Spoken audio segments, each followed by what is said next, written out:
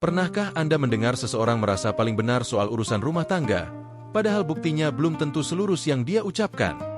Sebelum lanjut, jangan lupa tekan tombol like, komentar pendapat Anda di bawah, dan subscribe agar tidak ketinggalan kisah lucu dan penuh hikmah ala Abu Nawas. Dalam kehidupan, ada saja orang yang merasa paling tahu segalanya, termasuk urusan yang kadang sebenarnya pribadinya sendiri. Nah, kali ini Abu Nawas kembali beraksi menghadapi seorang saudagar kaya yang hobi menggurui orang. Mereka berdebat tentang satu topik yang lumayan sensitif, tapi kita bahas secara aman, ringan, dan penuh humor khas kisah klasik Timur Tengah. Cerita ini punya alur yang perlahan dibuka, jadi pastikan Anda menonton sampai selesai, karena bagian akhirnya akan membuat Anda tersenyum dan berkata, "Oh, begitu maksud Abu." Pagi itu cuacanya cerah, matahari baru saja naik seperti kucing malas yang bangun terlambat. Abu Nawas sedang duduk santai di beranda rumah sederhananya, menikmati teh hangat yang aromanya naik perlahan seperti dua orang saleh yang sedang dikabulkan. Abu baru saja ingin mengambil gigitan ketiga dari roti tipis sarapannya ketika mendengar suara langkah kaki berat, mirip suara kantong uang berjalan, lengkap dengan nada percaya diri. Benar saja, di ujung jalan terlihat seorang saudagar kaya yang terkenal di seluruh kota karena dua hal, dompetnya tebal dan ceritanya lebih tebal lagi. Orang itu tidak perlu ditanya, tidak perlu dipanggil, kadang bahkan tidak perlu alasan untuk datang. Jika ia ingin bercerita, maka ia akan muncul seperti angin ribut yang membawa berita kemana-mana, tanpa memikirkan siapa yang disapu angin itu. "Assalamualaikum, Abu," katanya sambil menepuk dadanya bangga, seolah kedatangannya adalah hadiah dari langit. Abu Nawas tersenyum sopan. "Waalaikumsalam. Silakan duduk, kalau memang itu tujuanmu." Saudagar itu langsung duduk tanpa menunggu dipersilakan lagi. Ia menepuk-nepuk jubahnya, mengibaskan debu yang sebenarnya tidak ada, hanya untuk memastikan semua orang melihat bahwa kain jubahnya mahal. Kalau jubah itu bisa bicara, mungkin ia akan berteriak, "Biarkan aku istirahat, aku sudah terlalu dipamerkan." Belum juga Abu sempat menaruh cangkirnya, saudagar itu sudah mulai bercerita panjang lebar. Ia seperti bendungan yang jebol, kata-katanya mengalir deras dan tidak ada tombol pos. "Abu," katanya membuka percakapan, "kudaku baru saja sembuh dari sakit. Kau tahu, tak ada orang yang bisa merawat kuda seperti aku. Aku beri makan terbaik, aku rawat dengan penuh kasih. Mungkin kuda itu lebih bahagia dariku sendiri." Abu mengangguk, meski tidak yakin apa hubungan kesehatan kuda dengan kunjungan mendadak pagi itu. Saudagar itu belum selesai. "Oh ya, kemarin aku membeli sandal baru, terbuat dari kulit halus yang lebih lembut dari awan musim semi. Sangat nyaman. Kalau kau pakai, kau bisa berjalan jauh tanpa terasa." Abu tersenyum.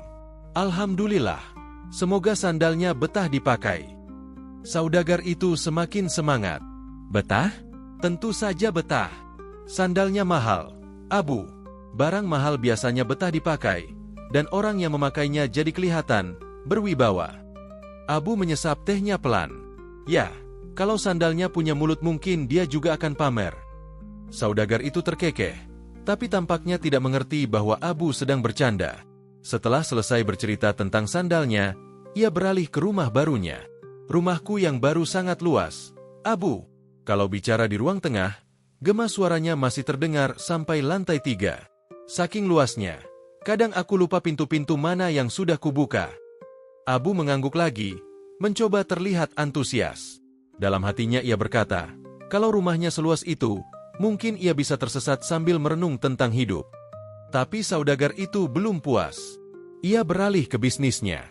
"Di pasar, barang daganganku selalu habis. Orang-orang percaya dengan kualitasku. Aku ini, Abu, ibarat bintang di tengah padang pasir, terang dan sulit diabaikan." Abu tersenyum lebar. "Hebat sekali. Kalau begitu, kau pasti sangat sibuk hingga lupa waktu." "Oh tentu," jawab saudagar itu, membusungkan dada. "Tapi untuk orang bijak sepertimu aku selalu sempat datang. Kau tahu kan, orang sukses itu selalu menyempatkan diri untuk berbagi. Inspirasi." Abu dalam hati bergumam, atau berbagi cerita yang tidak diminta. Saudagar itu terus bicara. Kali ini tentang unta tetangga, tentang pedagang kurma yang salah hitung, tentang suara ayam jantan yang mengganggu tidurnya. Semua hal yang tidak terlalu penting, tapi ia sampaikan seolah-olah dunia perlu mengetahuinya. Yang lucu adalah caranya menceritakan sesuatu. Ia selalu memulai dengan nada rendah, lalu naik, lalu kembali turun dramatik. Seakan-akan setiap kalimat itu harus punya efek panggung. Bahkan ketika ia bilang, "Aku baru bangun tadi pagi," nadanya dibuat seperti pengumuman dari istana. Abu tetap mendengarkan, meski teh hangatnya kini sudah tinggal setengah. Ia tidak ingin menyela karena tahu jika ia memancing, saudagar itu bisa bercerita sampai sore. Namun, dari cara saudagar itu terus menoleh ke kanan-kiri, menghela napas, dan kadang menepuk dadanya sendiri, Abu tahu ada sesuatu yang hendak ia utarakan. Entah apa, tapi jelas bukan soal sandal atau kuda. Nada suaranya berubah-ubah, sedikit lebih berhati-hati, sedikit lebih berat dari sebelumnya. Sepertinya ini bukan cuma kunjungan pagi biasa, pikir Abu. Dan benar saja, cara saudagar itu duduk, cara ia memegang jubahnya, dan cara ia memandangi Abu seperti sedang mencari kalimat yang tepat membuat Abu sadar akan ada pembicaraan penting yang muncul setelah semua pamer selesai. Tapi Abu sabar. Ia tahu, kadang sebelum seseorang membongkar inti persoalan, ia harus mengeluarkan semua cerita tidak penting dulu sebagai pemanasan. Dan saudagar ini sedang memanas, panjang sekali. Dan bab 1 berakhir di momen itu, ketika pembicaraan belum masuk topik utama, tapi tanda-tandanya sudah muncul jelas, membuat penonton penasaran. Apa sebenarnya yang ingin disampaikan saudagar itu pada Abu Nawas? Setelah melewati sesi pamer panjang yang entah siapa yang minta, saudagar kaya itu akhirnya mulai memasuki fase baru dalam percakapannya. Fase ini oleh para tetangga sering disebut sebagai fase bingung sendiri, yaitu ketika saudagar tersebut berbicara banyak, tapi arah pembicaraannya tidak jelas mau kemana. Abu Nawas mengusap jenggotnya pelan, menunggu saudagar itu selesai memindahkan topik pembicaraan dari satu tempat ke tempat lain, seperti burung gereja melompat-lompat di atas atap.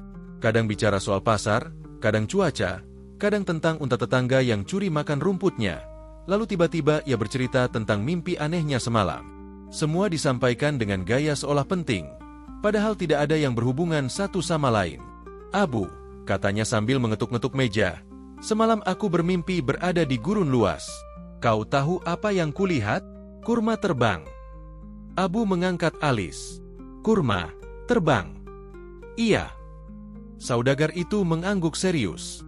"Kurma itu terbang membawa pesan. Pesan bahwa aku harus lebih berhati-hati dengan orang-orang di sekitarku." Abu mengangguk pelan. Dalam hati ia berkata, "Ini pasti efek makan malam terlalu banyak." Lalu, sebelum Abu sempat memberi jawaban, saudagar itu langsung melompat ke topik lain. "Kau tahu pedagang minyak di ujung pasar?"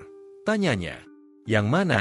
tanya Abu, yang wajahnya seperti sedang memikirkan hutang tapi sebenarnya tidak punya hutang itu.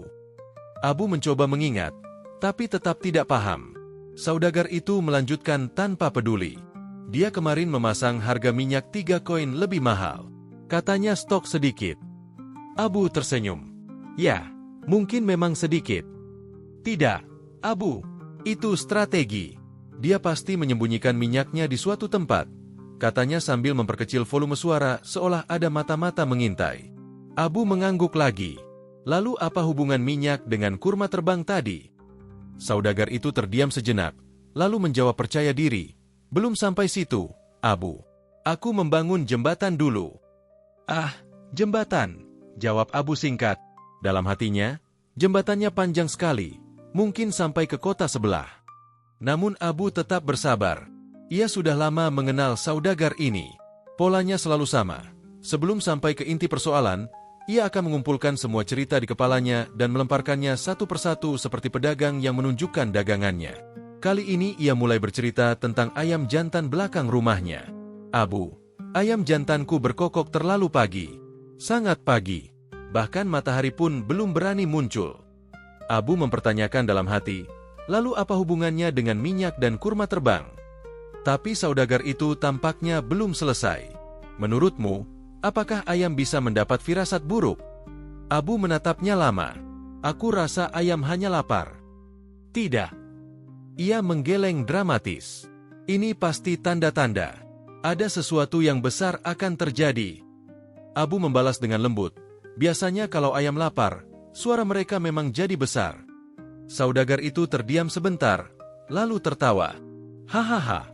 Kau selalu punya jawaban yang menenangkan, Abu." Abu tersenyum. "Itu karena aku tidak mencoba menghubungkan ayam dengan kurma terbang." Tiba-tiba saudagar itu berubah serius. Ia tengok kanan kiri, lalu mendekat sedikit. Abu. Ya.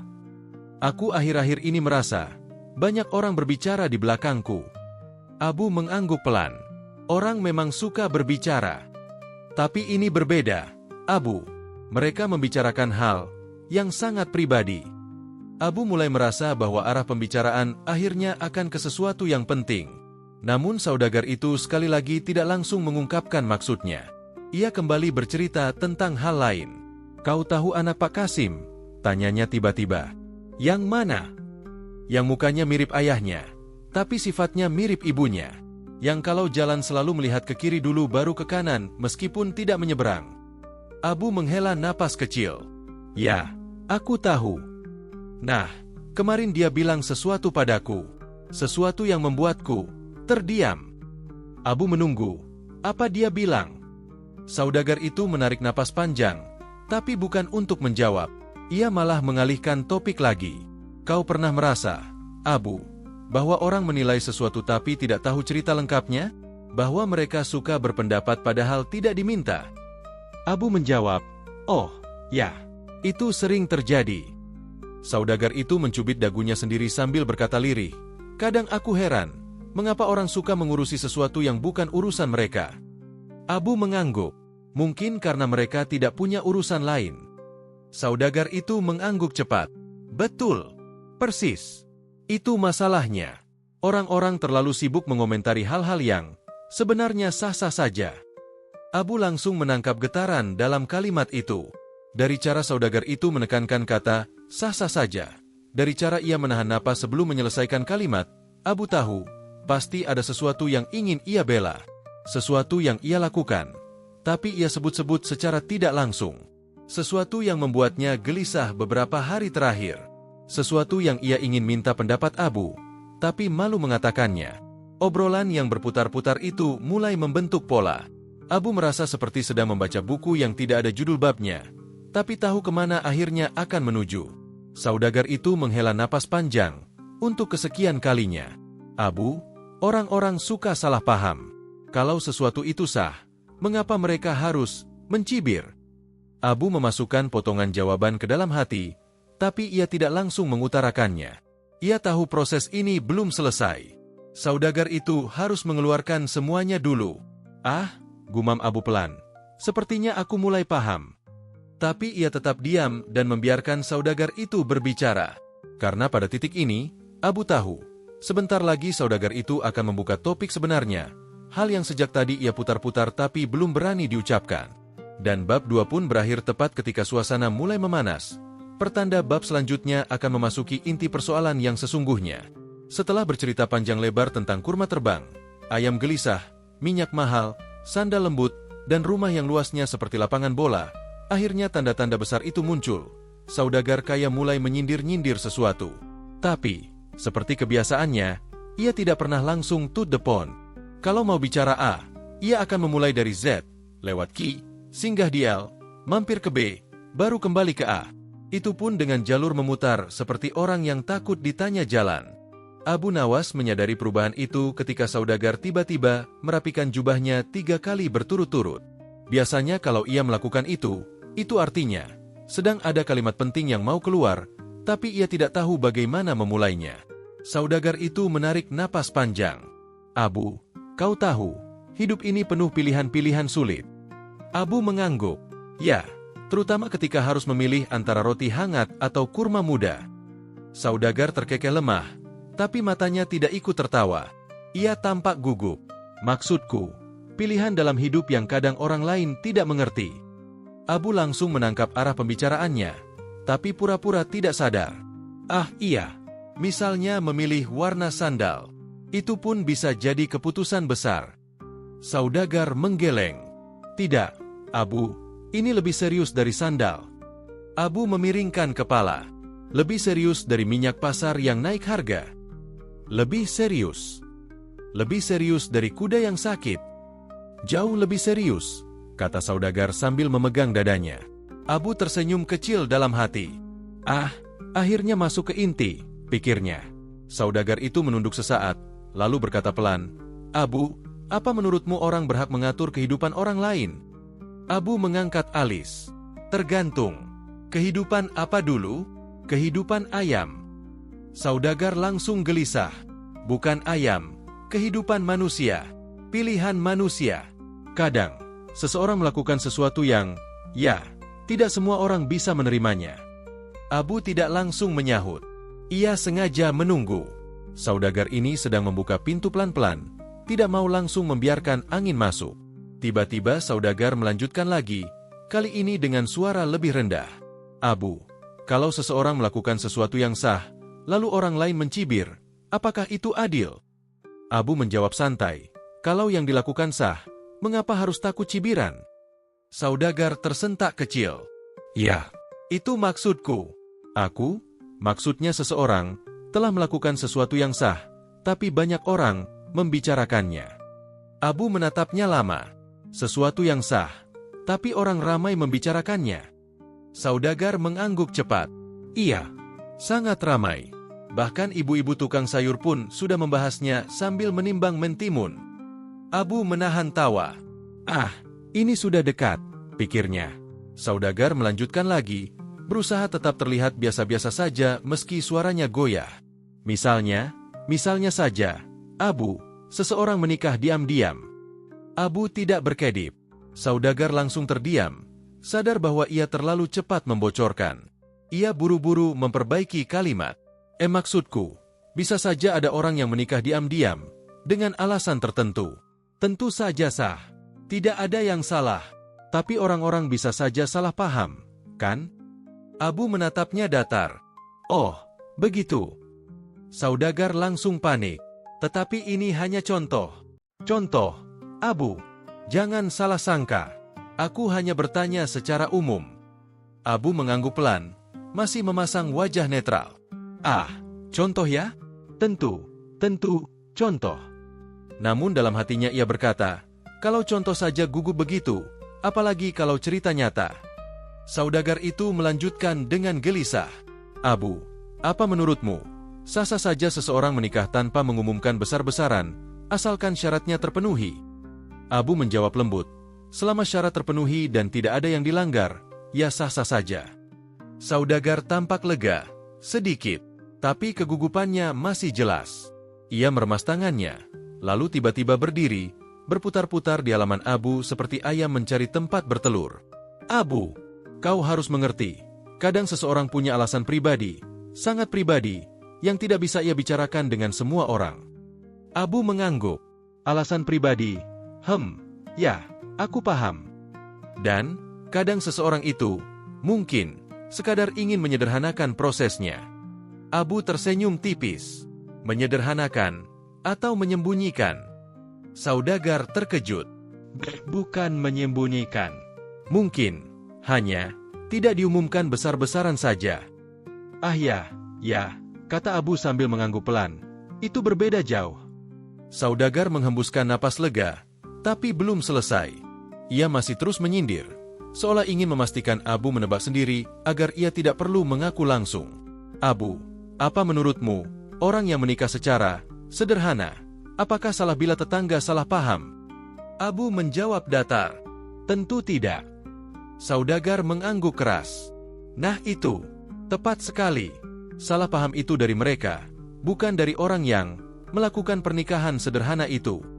Abu tersenyum lagi. Iya, pernikahan sederhana. Betul, sederhana, sangat sederhana, katanya terlalu bersemangat. Abu menatapnya tajam, namun dengan senyum kecil. Dan, pernikahan sederhana itu, dilakukan kapan? Saudagar terdiam. Wajahnya seperti roti yang tiba-tiba mengempis. Ia membuka mulutnya. Waktu itu. Lalu ia tutup kembali. Maksudku, andaikan saja pernikahannya sudah dilakukan beberapa waktu lalu. Abu terus menatapnya tanpa berkedip. Saudagar semakin gelisah. Ia pun duduk kembali, menepuk-nepuk pahanya sendiri, lalu bergumam lirih. Kadang, seseorang hanya butuh tempat curhat, Abu. Abu mengangguk. Kalau begitu, curhatlah. Saudagar masih menatap kanan kiri, lalu berkata lirih, hampir berbisik. Abu, aku melakukan sesuatu yang sah, tapi rumit untuk dijelaskan pada orang lain. Abu menautkan jari-jarinya. Sesuatu yang sah. Saudagar menelan ludah keras. Sah-sah, sesuatu yang berhubungan dengan pernikahan. Abu tersenyum lembut. Oh, begitu. Saudagar menunduk. Pipinya memerah. Ia belum mengaku, tapi sudah sangat jelas kemana arah ceritanya. Dan suasana pun menggantung. Saudagar hampir bicara, tapi tidak jadi. Ia mencoba lagi, tapi batal. Ia ingin jujur, tapi takut. Abu hanya memandanginya seperti melihat ikan yang hendak melompat keluar kolam tapi ragu-ragu. Suasana ruang majelis di istana tiba-tiba berubah seperti angin gurun yang hendak bertiup kencang. Para tamu yang tadinya duduk manis kini mulai memasang telinga selebar sayap burung unta. Ada sesuatu yang janggal sejak saudagar tadi curhat terselubung. Dan Abu Nawas, seperti biasa, sudah menangkap aroma cerita yang lebih besar daripada sekadar obrolan bisnis. Wahai saudagar, kata Abu Nawas sambil mengelus jenggotnya pelan. Aku perhatikan dari tadi engkau seperti menyimpan sesuatu di balik sela-sela kata-katamu. Sudah seperti orang menaruh roti di bawah sorban. Kelihatan datar di luar, tapi baunya tetap keluar. Orang-orang langsung, sambil menahan tawa. Saudagar tersenyum kaku. Ah, Abu, mana mungkin aku menyimpan sesuatu? Aku ini orang jujur, lurus, bersih, hampir bersinar. Terlalu bersinar justru mencurigakan, balas Abu Nawas cepat. Biasanya yang terlalu bersinar itu sedang memantulkan cahaya dari tempat gelap. Semua menahan tawa lagi. Saudagar mulai mengibaskan tangannya. Baik. Sebenarnya aku hanya ingin meminta pendapat Abu Nawas tentang sebuah urusan rumah tangga. Abu Nawas mendekat sedikit. Rumah tangga yang mana? Yang resmi? Atau yang masih berbau rahasia seperti masakan yang belum diangkat dari tungku? Beberapa orang mulai mengedipkan mata ke satu sama lain. Ini dia, pembahasan mulai memanas. Saudagar menelan ludah. Begini, Abu, jika seseorang, misalnya saja teman saya. Orang-orang langsung, oh, temannya, ya, dengan nada menggoda. Jika teman saya ini memiliki seorang istri yang orang-orang tidak tahu kehadirannya, dan pernikahannya berlangsung, ya, secara sederhana saja. Tidak ramai, tidak umum, tidak ribut, tidak ada pengumuman besar-besaran. Pokoknya sunyi, halus, pelan, seperti kucing lewat. Abu Nawas berpura-pura terkejut. Wah, terdengar seperti pernikahan yang hanya dihadiri 2 saksi, 1 penghulu, dan banyak doa supaya tidak ketahuan. Saudagar makin gelisah. Tidak. Ini bukan masalah ketahuan atau tidak ketahuan. Ini hanya pernikahan alternatif. Pernikahan yang disembunyikan alternatif dari apa? Tanya Abu dalam nada datar. Dari keramaian? Dari keluarga besar? Atau dari istri pertama? Orang-orang langsung tertawa, sementara saudagar memegangi dadanya seperti habis lari. Abu, engkau ini, langsung ke inti nadi persoalan. Aku belum sama sekali, jawab Abu dengan suara halus tapi menusuk. Aku baru menghangatkan supnya. Belum mengaduk. Saudagar menghela napas panjang, lalu berkata dengan suara kecil, Abu, apakah menurutmu, pernikahan yang dilakukan tanpa banyak orang tahu itu diperbolehkan? Abu menatapnya lama. Pertanyaanmu seperti orang bertanya, apakah boleh memakan kurma di malam hari? Boleh, tentu saja. Asal, kurmanya jelas miliknya, bukan milik orang lain. Para hadirin tertawa lagi, dan saudagar semakin berkeringat. Abu Nawas melanjutkan, pertanyaan yang penting bukanlah boleh atau tidak, tapi apa niat di balik sunyinya pernikahan itu? Saudagar makin menggaruk-garuk kepala. Niat? Maksudmu bagaimana? Niat untuk kebaikan atau niat untuk menyembunyikan sesuatu yang bisa menimbulkan masalah? Tanya Abu dengan senyum penuh misteri. Saudagar terdiam. Dan semua orang tahu, diamnya itu lebih keras daripada suaranya. Melihat suasana mulai tegang, Abu menambahkan dengan nada parodi. Begini, saudagar, zaman sekarang banyak orang menikah sederhana. Tidak semua harus meriah seperti pesta istana. Tapi kalau menikahnya terlalu sederhana, sampai-sampai orang yang menikah saja tidak tahu mereka menikah, itu baru masalah. Ruangan pecah lagi oleh tawa. Saudagar mengangkat tangan. Baiklah, aku jelaskan. Tapi tolong, jangan langsung menilai. Abu Nawas mengangguk. Tenang, Aku tidak menilai. Aku hanya mengamati. Saudagar akhirnya membuka sedikit rahasia. Temanku ini menikah secara sangat sederhana, tanpa pesta, tanpa undangan, tanpa pemberitahuan. Bahkan, istrinya tinggal di rumah lain. Abu berpura-pura tercengang. Wah, ini pernikahan atau penyimpanan barang berharga? Saudagar langsung menutup wajahnya. Abu melanjutkan dengan nada lembut namun tetap kocak. Saudagar, aku hanya ingin memastikan, pernikahan itu terjadi dengan syarat-syarat yang benar, bukan? Saudagar mengangguk cepat. Benar. Semua sah. Ada wali, saksi, akad, hanya saja. Hanya saja? Tanya Abu dengan mata menyipit. Hanya saja. Aku masih belum siap menjelaskan kepada istri yang pertama. Seketika ruangan hening. Lalu, semua orang serempak berkata, "Oh." Abu Nawas menepuk paha sambil tertawa pelan. Sekarang aromanya jelas. Inilah alasan mengapa topik kita sejak tadi seperti kucing yang disembunyikan di dalam baju, gelisah tapi tidak mau keluar. Saudagar tidak membantah. Ia hanya menghela napas panjang, pasrah. Abu berdiri dan berkata, "Baiklah Saudagar, kalau begitu, topik ini sudah mulai jelas. Kita sudah masuk gerbang persoalan. Tinggal kau jujur sepenuhnya, maka kita bisa mencari jalan keluarnya." Saudagar menunduk. "Baik, aku akan jujur. Di bab berikutnya." Satu ruangan langsung bersorak. Bahkan penonton YouTube pun pasti menunggu lanjutan ini. Setelah ruangan tadi heboh oleh pengakuan setengah matang Saudagar, suasana kini berubah seperti langit sebelum hujan. Orang-orang menahan napas, menunggu kapan petirnya menyambar. Bahkan pelayan istana yang lewat sambil membawa teko teh pun ikut melambatkan langkah, takut ketinggalan kelanjutan drama kehidupan si Saudagar. Abu Nawas, yang sejak awal terlihat santai, kini duduk lebih tegap. Seperti seorang hakim yang siap mendengar pengakuan penting, tapi sekaligus seperti pelawak yang tahu kapan harus membuat suasana mencair. Ia meneguk teh pelan, lalu berkata, "Baik Saudagar, engkau tadi bilang ingin jujur. Sekarang saatnya. Jujurlah seperti kain putih yang baru dijemur di tengah matahari. Tidak ada lipatan tersembunyi." Saudagar menghela napas panjang, mungkin napas paling panjang sepanjang hidupnya. "Abu, sejujurnya, semua ini bukan tentang teman yang kubicarakan. Itu semua tentang diriku sendiri." Seluruh ruangan langsung riuh. "Hei, kami sudah curiga." "Haha, tadi bilang teman. Teman apaan?" Abu Nawas menahan tawa. "Tenang teman-teman, beri dia kesempatan. Semua orang pernah melakukan hal yang membuatnya gugup. Bahkan aku juga pernah gugup, waktu lupa tempat menyembunyikan roti hadiah Sultan." Saudagar menatap Abu seolah mencari perlindungan. "Baik, aku mengaku. Aku sudah menikah lagi, tapi secara sederhana. Sangat sederhana. Sebegitu sederhananya sampai-sampai tidak seorang pun di kampungku tahu. Termasuk istri pertamamu?" Abu bertanya sambil mengangkat satu alis. Saudagar langsung menunduk. "Iya." "Murni tidak tahu?" Abu memastikan. "Tidak tahu." "Ada tanda-tanda ia akan tahu?" "Semoga tidak," jawab Saudagar dengan suara kecil.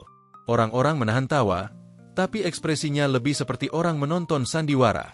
Abu Nawas meletakkan cangkirnya dan berkata, Saudagar, kalau begitu ceritamu bukan masalah menikah sederhana.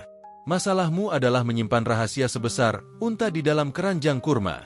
Mau disembunyikan sekuat apapun, tetap ada kaki dan ekornya keluar." Semua tertawa. Saudagar mengangkat tangan. "Tapi Abu, aku punya alasannya." "Bagus." Abu mencondongkan tubuh.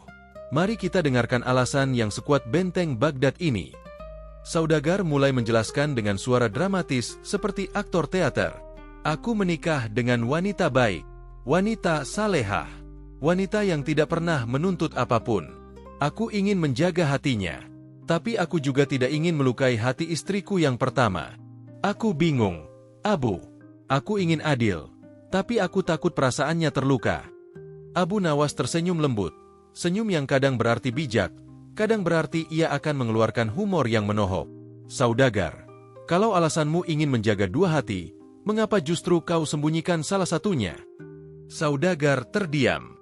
Abu melanjutkan, menjaga hati itu seperti merawat dua pot bunga. Kalau satu bunga kau siram terang-terangan, tapi yang satu lagi kau siram diam-diam di balik lemari, pasti ketahuan juga karena lantainya basah. Ruangan meledak tawa lagi. Saudagar menatap langit-langit. Aku tahu. Tapi Abu, aku takut istri pertamaku marah besar. Dia orangnya, tangguh. Tangguh seperti apa? Tanya Abu sambil menahan senyum. Kalau marah, kursi bisa pindah tempat, jawab saudagar lirih. Orang-orang langsung, oh, sambil tertawa. Abu menepuk bahu saudagar. Kalau begitu aku paham mengapa kau gemetar. Tapi gemetar bukan alasan untuk membuat dua rumah tanggamu seperti dua toko yang papa namanya tidak sama. Saudagar menghela napas lagi. Jadi apa yang harus kulakukan, Abu? Abu mengangguk pelan, kemudian berkata bijak namun tetap jenaka. Pertama, engkau harus benar-benar jujur soal pernikahan kedua itu. Bukan hanya mengakui di depan kami, tapi juga mengakui di depan dirimu sendiri. Aku sudah mengaku, jawab saudagar cepat. Belum. Abu menunjuk dadanya. Sebelum engkau bisa menyampaikan pada orang yang seharusnya tahu, maka pengakuanmu masih berada di ruang tunggu. Saudagar menahan napas. Maksudmu, aku harus jujur pada istri pertamaku? Orang-orang langsung mematung, menunggu jawaban Abu. Abu Nawas tersenyum kecil. Tenang, aku tidak menyuruhmu sekarang. Nanti dulu.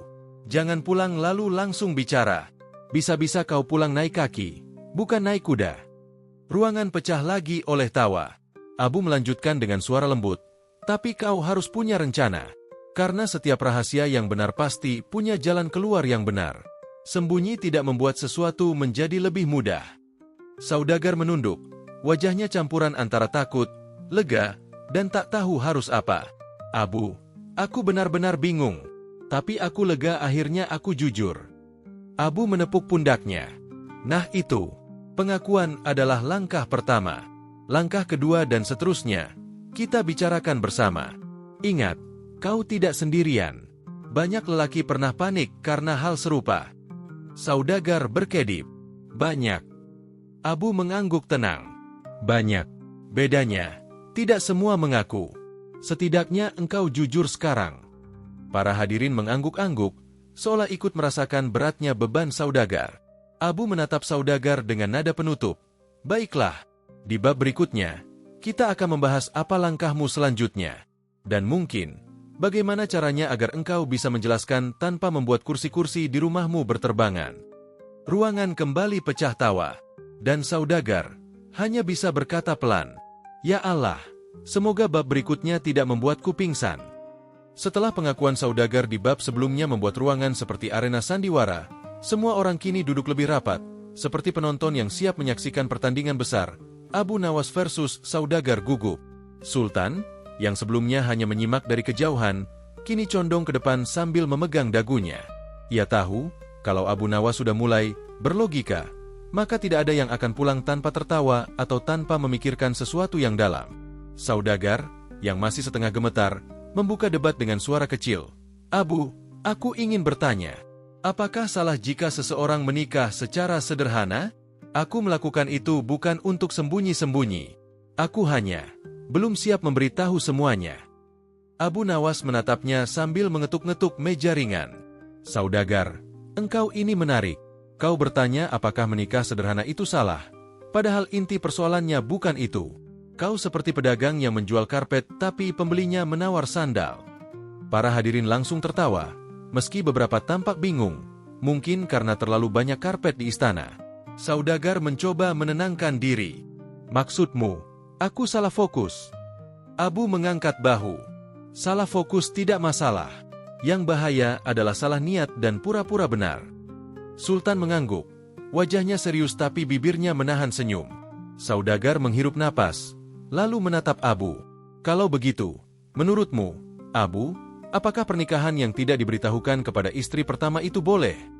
Abu menatap langit-langit sejenak, seperti mencari jawaban di antara sarang laba-laba. Lalu ia berkata, Saudagar, aku tanya balik. Kalau kau membeli unta kedua tanpa memberitahu unta pertamamu, apakah unta itu akan cemburu? Saudagar melongo. Unta, cemburu. Ya, Jawab Abu. Mantap. Unta itu hewan sabar.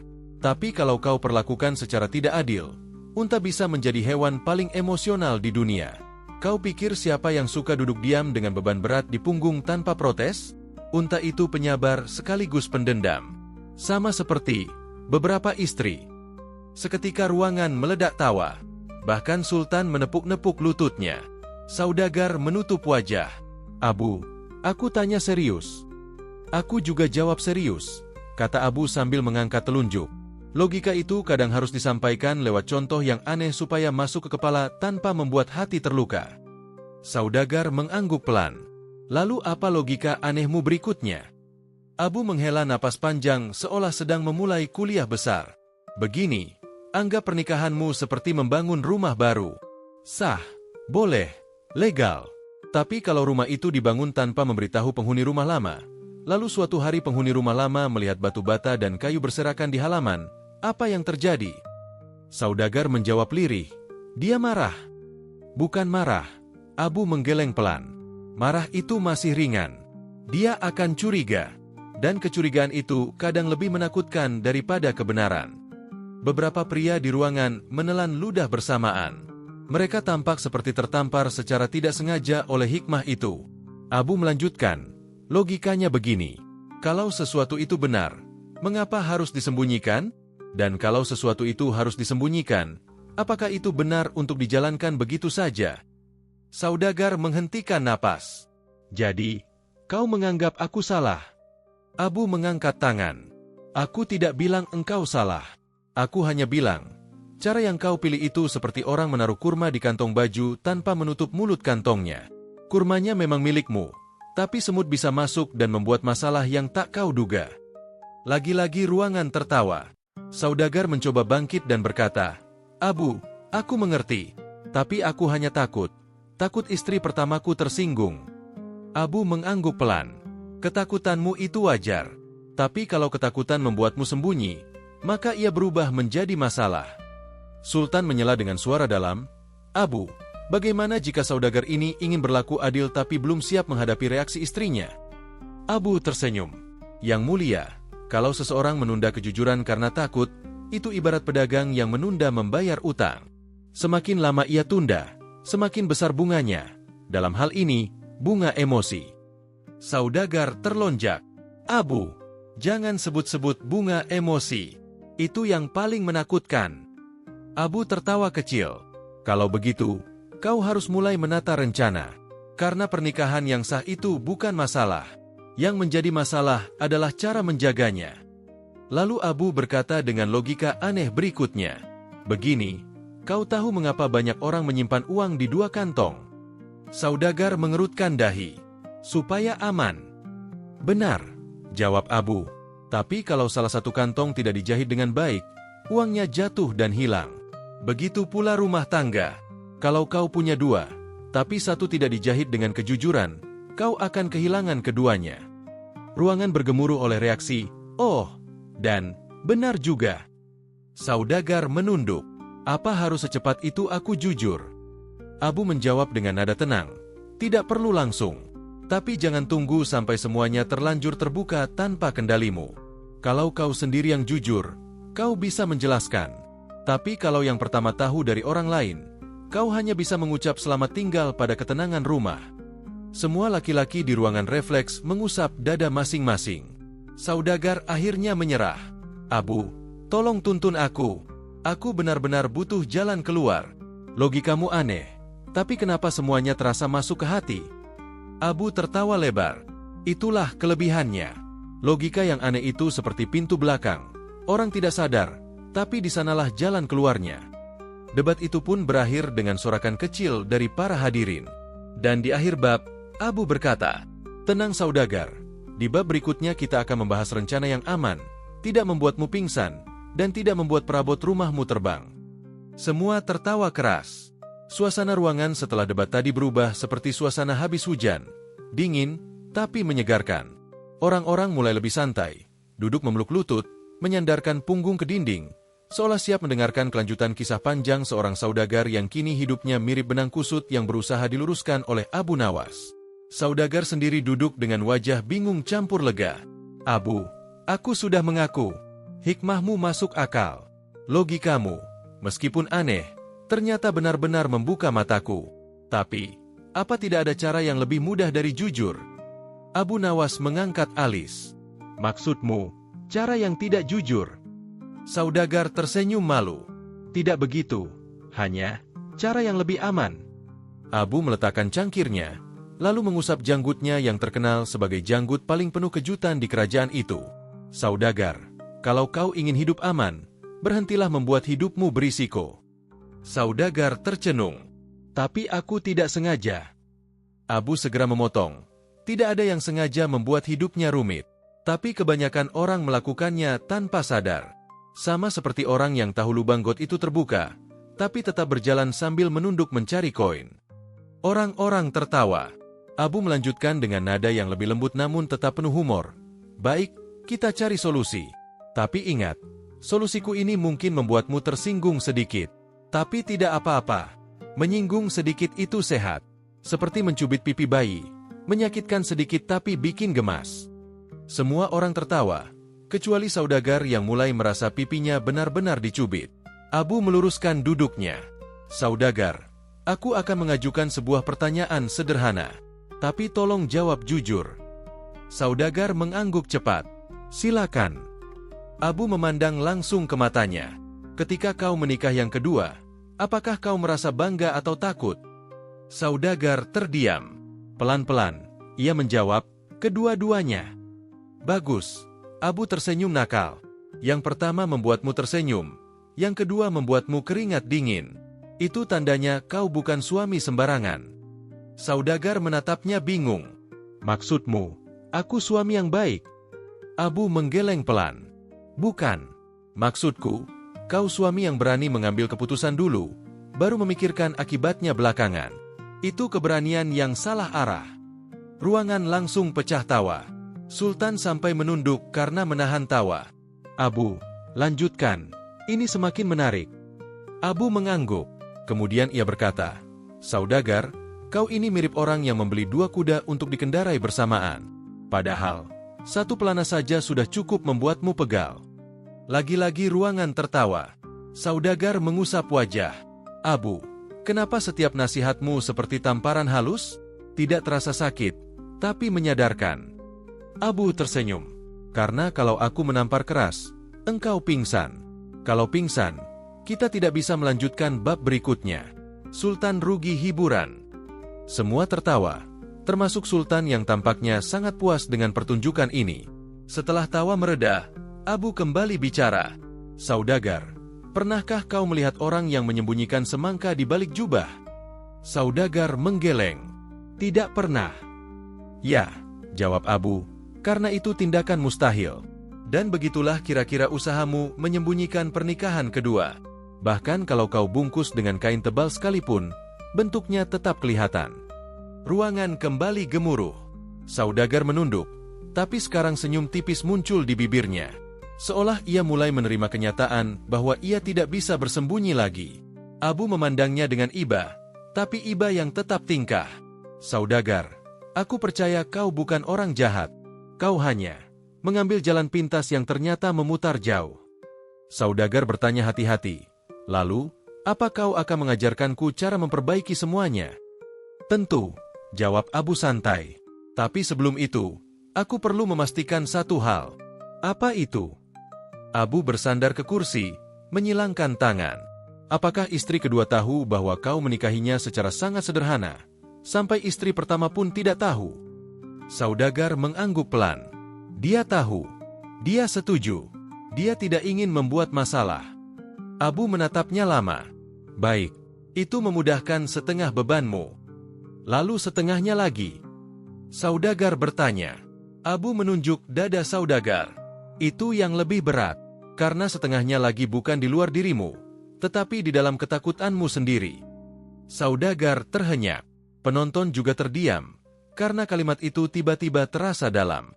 Tapi, karena ini cerita gaya parodi, Abu segera menambahkan humor agar suasana tidak terlalu berat. Takut itu wajar, kata Abu. Yang penting jangan sampai ketakutanmu berubah menjadi alasan untuk berbohong seumur hidup. Kalau begitu, Nanti cucumu bertanya, "Kakek, dulu nikah berapa kali?" Lalu kau jawab, "Tanya Abu Nawas saja." Itu tidak boleh. Ruangan kembali heboh. Sultan menepuk-nepuk meja. "Abu, semakin lama aku semakin kasihan tapi juga semakin terhibur." Abu membalas, "Yang mulia, saya juga kasihan. Tapi kalau tidak dibumbui humor, nanti saudagar ini lari sebelum mendapatkan solusi." Saudagar memeluk kepala. "Abu, aku tidak lari. Aku hanya takut kursi di rumahku yang berlari." Seluruh ruangan tawa keras. Abu lalu berkata, suara kini lebih lembut, "Saudagar, humor ini bukan untuk mengejekmukmu, tapi untuk membuatmu sadar tanpa merasa dituduh. Kadang, nasihat paling masuk akal adalah nasihat yang disampaikan dengan tawa.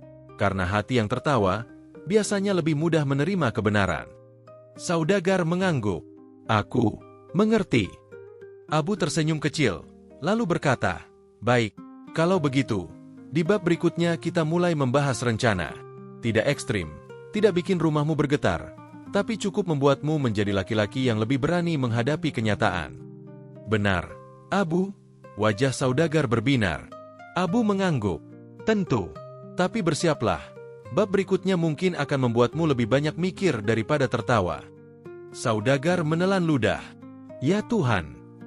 Ruangan tertawa satu kali lagi. Malam mulai turun, lampu-lampu di kota Baghdad menyala seperti kunang-kunang yang sedang rapat koordinasi. Warung tempat Abu Nawas dan saudagar itu duduk pun mulai lengang. Beberapa pelanggan sudah pulang, hanya tinggal suara sendok mengenai gelas dan pedagang yang menguap panjang seperti singa kenyang. Abu Nawas menatap saudagar kaya itu dengan senyum tipis yang selalu membuat orang bingung. Ini orang sedang bercanda atau sedang menghukumi dunia? Saudagar itu akhirnya bersandar ke kursinya. Wajahnya terlihat jauh lebih rileks dibandingkan sebelumnya. Sejak awal, dia datang dengan raut gelisah, penuh ketakutan, penuh keraguan. Tapi sekarang, setelah melewati debat panjang dan humor, menampar pelan dari Abu Nawas, dia seolah menemukan ketenangan baru. Meski begitu, wibawa saudagar tetap bertahan, atau tepatnya, ia berusaha keras mempertahankannya. Abu Nawas mengangkat cangkir tehnya. "Saudagar," katanya lembut, "kadang manusia suka menyembunyikan sesuatu karena takut dinilai. Padahal kalau dipikir-pikir, penilaian itu sering lebih ringan dari beban sembunyinya." Saudagar menghela napas panjang. "Benar sekali, Abu. Ternyata menyimpan cerita justru membuat hati saya berat. Seperti memikul karung kurma yang isinya bukan kurma, tapi rahasia." Abu Nawas tertawa kecil. "Rahasia itu memang berat, terutama kalau dirahasiakan dari diri sendiri. Engkau bahkan terlihat takut pada bayanganmu tadi." "Karena bayangan saya tahu semua, Abu," jawab saudagar itu jujur, membuat keduanya tertawa lagi. Setelah tawa mereda, Abu Nawas mencondongkan badan dan berkata dengan nada lebih bijak, "Saudagar, apa yang kau lakukan bukan untuk saya nilai. Yang penting adalah niatmu jelas, tanggung jawabmu jelas, dan engkau tidak merugikan siapapun." Saudagar menatap Abu dengan mata yang mulai berkaca-kaca. "Saya menyadari itu, Abu. Sebenarnya saya tidak takut hukum atau apapun.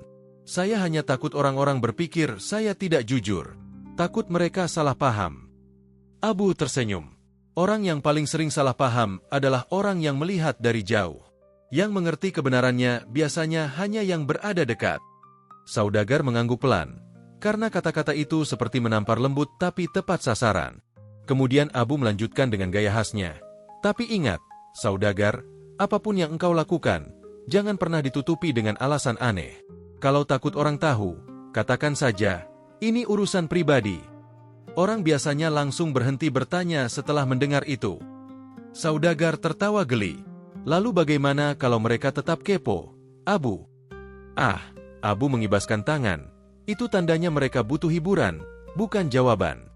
Setelah itu, keduanya terdiam sejenak. Bukan diam canggung, melainkan diam yang nyaman, seperti dua orang yang sudah selesai berdebat dan akhirnya saling memahami. Di luar, suara keramaian kaki lima terdengar. Penjual kurma yang menawarkan dagangannya, anak kecil yang berlarian sambil membawa lampu minyak, dan suara unta yang entah kenapa selalu terdengar seperti sedang protes soal harga bahan pokok. Saudagar menatap Abu lagi. "Terima kasih, Abu. Saya datang dengan kepala kusut, pulang dengan kepala lebih ringan. Mungkin besok saya bisa tidur tanpa memikirkan hal yang sudah-sudah." Tentu, jawab Abu. Karena biasanya yang membuat kita tidak bisa tidur bukan perbuatan kita, tapi cara kita menakut-nakuti diri sendiri. Engkau benar, Abu. Lalu apa pelajaran yang harus saya ambil? Abu memiringkan kepalanya secara dramatis, seolah-olah ia sedang membacakan hikmah besar bagi seluruh isi pasar. Pelajarannya sederhana, saudagar. Apapun keputusan hidupmu, pastikan engkau melakukannya dengan tanggung jawab, kejelasan, dan hati yang bersih. Jangan ragu mengakui apa yang benar. Jangan takut menjalankan apa yang baik. Saudagar tersenyum malu. Dan jangan menyindir-nyindir berlebihan, ya Abu. Abu melotot pura-pura marah. Itu bukan menyindir. Itu strategi edukasi halus. Keduanya kembali tertawa. Beberapa saat kemudian, saudagar merapikan jubahnya dan bersiap pulang. Abu, semoga suatu hari engkau tidak membuat otak saya berputar-putar lagi. Abu mengangkat alis. Oh, itu pasti terjadi lagi. Engkau tinggal tunggu waktu. Saudagar hanya bisa geleng-geleng sambil tersenyum, lelah penuh syukur.